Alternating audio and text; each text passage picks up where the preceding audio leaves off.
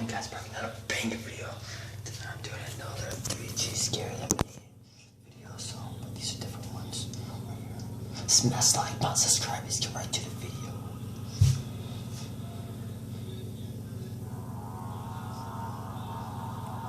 This is a story that my friend actually experienced. My friend had a habit of sleeping with both arms stretching over his head as if he were doing a hurrah. One day he was sleeping in that same position as usual. However, suddenly he couldn't move his body.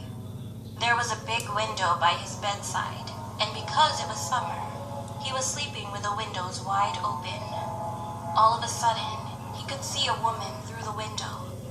Her face looked kind of weird, as if she wasn't a human at all. The woman with a creepy face pulled my friend's arm violently. At that moment, he saw her mouth had almost ripped up to her ears. Ew. She gave the most horrifying loud laugh when she pulled his arm, and my friend who was struggling was soon released from his sleep paralysis. When I came to my senses, there was a thick bruise on both of my arms, with handprints, he said.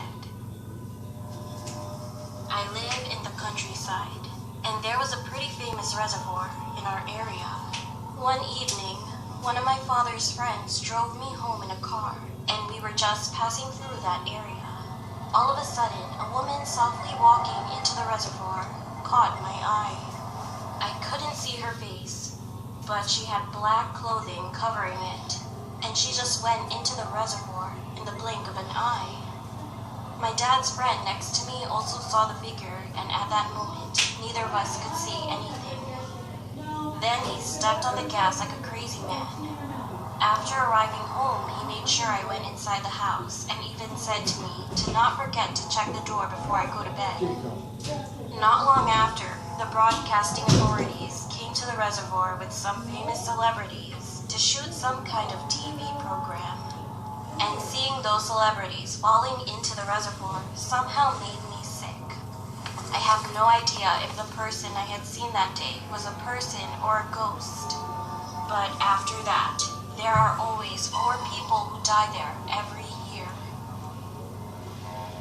When I was young, there was an accident where one of my older sister's classmates slipped on ice while playing and died of a concussion. Her friend's name was Billy.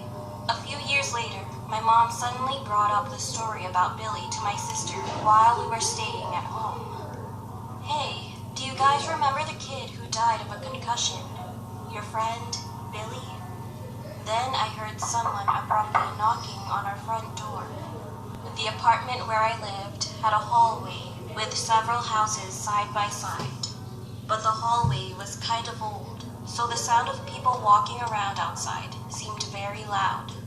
Furthermore, there wasn't a sign of anyone that day, but someone had just knocked on my door. My mom, my sister, and I stood at the back without saying anything to each other, thinking something was wrong. The constant knocking continued, and my mom finally answered. "Who is it?" Then someone from outside said, "Is Billy here? Is Billy here? Is Billy here?" It was a woman, and she asked these three same questions in a very dry voice. "No, he's not here." When my mom said it like this, it became quiet outside. And when I looked through the peephole, she was already gone. I couldn't even hear the sound of footsteps. To this day, I still wonder who she